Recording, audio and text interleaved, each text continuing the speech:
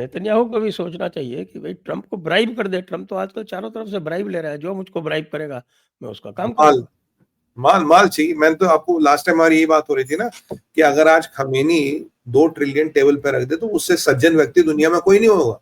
वो सबसे सज्जन व्यक्ति यही है, क्योंकि आप देखिए ना ट्रंप का आजकल तो वो पाकिस्तानी वो कह रहा है कि हो very strong leadership in Pakistan, क्योंकि सर उन्होंने उसको क्रिप्टो करेंसी से मालामाल कर दिया। सर अब क्या करेगा ट्रंप? अभी देखिए पीछे कह रहा था अगर 5 ट्रिलियन की डेट सीलिंग नहीं बढ़ी, मैं कोट अनकोट उसी को कह रहा हूं अब ये, क्योंकि उसके फैक्ट्स में बड़े हिले हुए होते हैं। कह रहा 5 ट्रिलियन की अगर डेट सीलिंग नहीं बढ़ी तो 250 साल में, पता नहीं अमेरिका 250 साल पुराना है नहीं है, कहता 250 साल में पहली बार ऐसी परिस्थिति हुई अमेरिका विल डिफॉल्ट, और मैं इस अमेरिकन डिफॉल्ट को बचाना चाहता हूँ। मतलब जो हम हमेशा से अंदेशा लगा रहे थे कि जो बिल्कुल जो डेट और डॉलर छापने की पराकाष्ठा पहुंच गई है, इसके आगे कुछ बात हो नहीं रही, इसके आगे ये हिला पड़ा है। जो अभी एमबीएस पैसे दे रहा है, it is coming at a cost. और यहाँ इसराइल परेशान है, यहाँ ईरान ने उसको ठेंगा दिखा दिया, यहाँ पे इलॉन मस्क ने उसकी वाट लगा रखी है, यहाँ पे पाकिस्तानियों की तारीफ कर रहा है, यहाँ भारत भी कुछ खुश नहीं है। भारत कह रहा है भाई साहब जरा आप ये झुंझुना बनाना बंद कर दो कि हमने सीज फायर कराया। और सबसे बड़ी वाट तो उसकी इलॉन मस्क ने लगा दी, जो उसका राइट हैंड मैन था। उसने तो उसके बारे में क्या क्या बोल दिया, बोल रहा है एप्स्टीन आइलैंड के लिस्ट में जी इसका नाम है, वो ट्वीट उसने बाकी डिलीट कर दिया। और क्या क्या आरोप नहीं लगाया, बोला किल द बिल, इसका इम्पीचमेंट कर दो, जेडी वेंस को बना दो, ये काम करने लायक नहीं है। अब कल ट्रंप ने रात को बोले ये बहुत बड़ा ड्रग एडिक्ट है इलॉन मस्क, कह रहा है वेरी बिग ड्रग एडिक्ट, कह रहा है ये अब भी एंटी डिप्रेसेंट्स पे कुछ नाम दिए उसने, कह रहा उस पे रहता तो इसको मूड स्विंग होते, ये खिसका हुआ, कह रहा इसके कोई इसका ट्रंप का राइट हैंड बंदा कह रहा भाई ये इलीगल एलियन है। तो ट्रंप ने कह रहा इसकी जो इमिग्रेशन फाइल मंगा लो, इसके सरकारी ठेकों की मैं जांच करूंगा।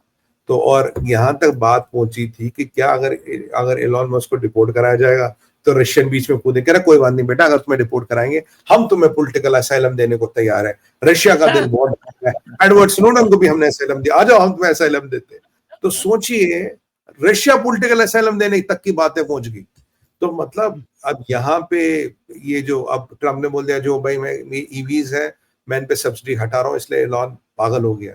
इसके 22 बिलियन के कॉन्ट्रैक्ट जो नासा में है मैं वो खत्म कर रहा हूँ। वैसे आप एक बात देखिए, अगर नासा बंद हो जाएगा लेकिन उसका वो ड्रैगन जो क्राफ्ट है ना जिसे उन एस्ट्रोनॉट्स को ऊपर नीचे लाते हैं इंटरनेशनल स्पेस स्टेशन, उसने बोला था मैं आपको स्पेस क्राफ्ट नहीं दूंगा। तो फिर उस पर काफी गतिरोध वगैरह, अच्छा नहीं मैं दूंगा, आगे पीछे ये करूंगा। $380 बिलियन टेस्ला की वैल्यूएशन उड़ गई है सर जनवरी से लेके कल दिन तक। अभी जो इसका 29% वैल्यूएशन गिरा, this is highest in this year. और जो अभी पीछे इसने पंगे किए ट्रंप से, जो 24 घंटे में लड़ाई हुई है, $142 बिलियन तब उड़ गए। एलॉन मस्क का पर्सनल इन 48 घंटों में $10 बिलियन से इसकी पर्सनल वैल्यूएशन उड़ गई है। इसका अगर आप यूरोप में मार्केट शेयर देखेंगे 71% नीचे है, इसका ओवरऑल प्रॉफिट 91% नीचे है। और अब जो ट्रंप जो अमेरिका देता था आपको $7,500 एक ईवी पे सब्सिडी देता था, और ओल्ड ईवी एक्सचेंज करोगे तो $4,000 उसके और देता था, वो स्कीम ट्रंप कैंसिल कर रहे हैं कि भाई मैं ये सब चीजें कैंसिल करूंगा। तो ये अब जो इनमें लड़ाई है ये हो रही है। और इतने में हालत इतनी खराब हो गई कि ट्रंप को शी जिनपिंग को फोन करना पड़ा, क्योंकि वहां फिर गतिरोध हो गया था, उसने फिर रेयर अर्थ की शिपमेंट रोक दी, तो उसको फोन करना पड़ा। फिर ट्रंप ने कहा कि हाँ मेरी 90 मिनट बात हुई है, फिलहाल चीजें ठीक है, रेयर अर्थ्स आएंगे, क्योंकि अमेरिका की 3 बड़े कार मैन्युफैक्चरर्स ने अब ट्रंप को बोले भाई साहब ये प्रोडक्शन रुक रहा है, जो मैग्नेट चाहिए ना, स्मॉल मैग्नेट जो इसमें काम आते हैं, कह रहा है भाई ये नहीं आ रहे चाइना से, हमारी हिसाब किताब रुक रहा है। अब मार्को रूबियो ने कल बोला यार ये तो हमने चीजें चाइना को दे दी, हमने सालों से चाइना को दे दी, हमने 80% एपीआई चाइना को दे दी, और हमने कभी सोचा ही नहीं कि हमें ये कैपेबिलिटी बनानी पड़ेगी, क्योंकि समस्या ये है चाइना व्यापार नहीं करना चाहता, China is not interested in business, China इसको एक पॉलिटिकल और एक इकोनॉमिक टूल बना के हमें तंग कर रहा है। पर इस परिस्थिति के जिम्मेदार हम हैं, हम चीजों को सुधारने की कोशिश कर रहे हैं। अगर आपको हमें कुछ कॉम्प्रोमाइज करते हुए दिख रहे तो पर हम उसमें क्या करें। और बड़ी अच्छी उसने बात बोला rare earths are not rare, जो विच इज एग्जैक्टली ट्रू। कह रहा है बस उसका इकोसिस्टम दुनिया ने बनाया नहीं, हमने चाइना को उसको डोमिनेट करने दिया, उसी डोमिनेशन का फायदा आज के डेट में चाइना उठा रहा है। छोटा सा विषय ये है, ये मार्को रूबियो ने कल बोला। और अब ट्रंप से पूछा भाई रेयर अर्थ्स आएंगे, बोला हाँ जी फिलहाल रेयर अर्थ्स आएंगे। तो ये देखिए, चाइना स्क्वीज कर रहा है, ईरान स्क्वीज कर रहा है, इजराइल स्क्वीज कर रहा है, इलॉन मस्क स्क्वीज कर रहा है। अब ट्रम्प को एक्सेप्ट पाकिस्तानी, भारत भी स्क्वीज कर रहा है। बस शहबाज और बिलावल बड़ी तारीफें कर रहे हैं, दोनों तारीफें कर रहे हैं। ट्रम्प बड़े अच्छे नेता, उन्होंने सीज फायर लुकवाया, नहीं तो न्यूक्लियर युद्ध वाली परिस्थिति होती। क्यों कर रहे हैं सर? इसलिए कर रहे हैं कि ट्रम्प बहादुर, आप जरा फटे में टांग अड़ाओ, आप जरा कुछ बायलैटरल आप इसमें घुसो, कुछ हमें राहत दिलाओ, कुछ हमें भारत से बचाओ। क्योंकि उन्हें लग रहा है सऊदी हो, कतरी हो, यमनी हो, कोई भी हो, जो उम्मत के जितने भी लोग हैं, मोदी जी किसी की नहीं सुन रहे।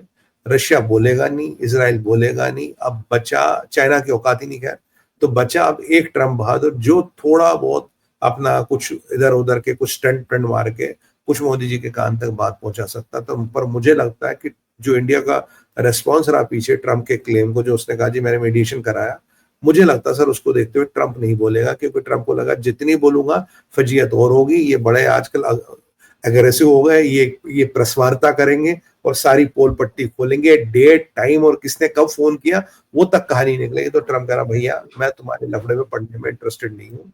ये तो ट्रम्प की हालत है। ये मस्क वाला वहां लफड़ा चल रहा है, और मस्क ने तो ये भी कहा रहा भाई इसको इम्पीच करो, और मस्क ने कल एक और रेडिकल आइडिया दिया, कह रहा एक नई पार्टी फ्लोट करो, एक नई फ्लोट करो। ये मतलब केजरीवाल जैसा स्टंट मार रहा वहां पे। ये बड़ा कह रहा जी मैंने ट्विटर पे पोल चलाया। अब ट्विटर पे पोल चला, कह रहा 5 मिलियन लोगों ने बोला, 80% ने बोला नई पार्टी फ्लोट करो। अब भाई 350 80.4% ने बोला नई पार्टी। अब एक और तथ्य देखिए सर, 350 मिलियन की आबादी है अमेरिका की, 300 मिलियन लोग लगभग वोट देते हैं। तो जो तेरा सैंपल साइज है वो 1.5% का है। प्लेटफॉर्म तेरा, सैंपल तेरा, सब कुछ तेरे हाथ में। तू 50 मिलियन भी इसको दिखा सकता। ट्रम्प की भी थोड़ी सी तो बैट बजनी चाहिए, बहुत ज्यादा बकवास कर रहे हैं सर। ये जो है ना, ये जो ओवर एग्रेसिवनेस है, ये जो चीजों को संयमित न करके बोलना, जो बिना सोचे बोलना है, जो बिना सोचे करना है, ये सबको भी संयमित करना चाहिए।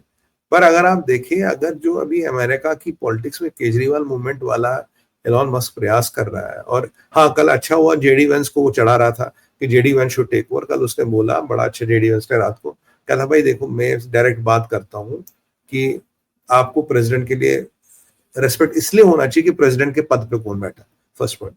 कह रहा दूसरी बात, you might be the world's richest man but don't mess around with the world's most powerful man. अब भी ट्रम्प दुनिया का by the virtue of the American president most powerful है।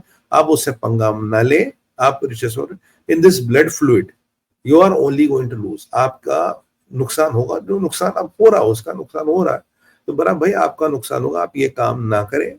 और ये भी सुना जाता है सर कि जो एक अंदर की खबर ये भी थी कि जो एलॉन मस्क चाहता था कि एआई का यूज जो वेपन्स में होता है, एआई का यूज जो वेपन्स में होता है, उसका एक सिस्टम बनाया जाए, उसको एक मैकेनिज्म बनाया जाए, उसको एक रेगुलेशन लाई जाए, और वो रेगुलेशन की आद में you have to adhere to that regulation, उसकी एक पॉलिसी बने।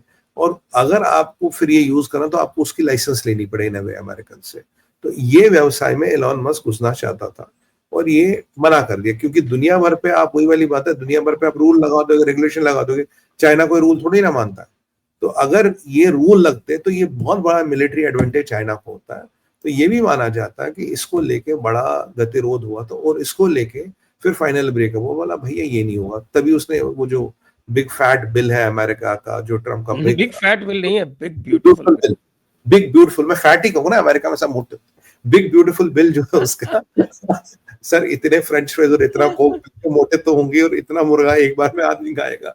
तो अब बिग ब्यूटीफुल बिल का इसीलिए उसने अपोज किया। तो ये सारे ताने बाने, अगर आप इस पूरी जियोपॉलिटिकल स्पेक्ट्रम को, जो मैंने थोड़ा संक्षिप्त में बयान करने, मतलब गागर को सागर में भरने की कोशिश की, और आप इन सारे पॉइंट्स को समझेंगे, को कंसिडर करेंगे, तो सर ये बहुत बड़े अंडर करंट्स है, बहुत बड़ी चीजें हैं।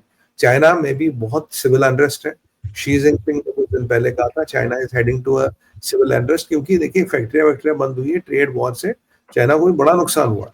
तो अभी अगर कोई इंसुलेटेड है, अगर कोई बचा हुआ, अभी अगर अब मैं भगवान कसम सच कह रहा हूँ, भारत से अभी स्टेबल अभी और कोई नहीं है। अमेरिका की अपनी वाट लगी पड़ी है, चाइना की अपनी वाट लगी पड़ी है, रशिया का यूक्रेन के स्पाइडर वेब के बाद अपना जो उसने एक्शन ले रहा है और लेने वाला, वो अलग बात है। पर अगर अभी कोई बचा हुआ, अगर कोई अभी भी अपनी दाल रोटी फर्स्ट क्लास चला रहा है, डेवलपमेंट कर रहा है, वर्ल्ड का हाईएस्ट ब्रिज बना रहा है, और पाकिस्तान को और चाइना को धमकियां दे रहा है, और उनकी औकात गिना रहा है, भारत ही है सर।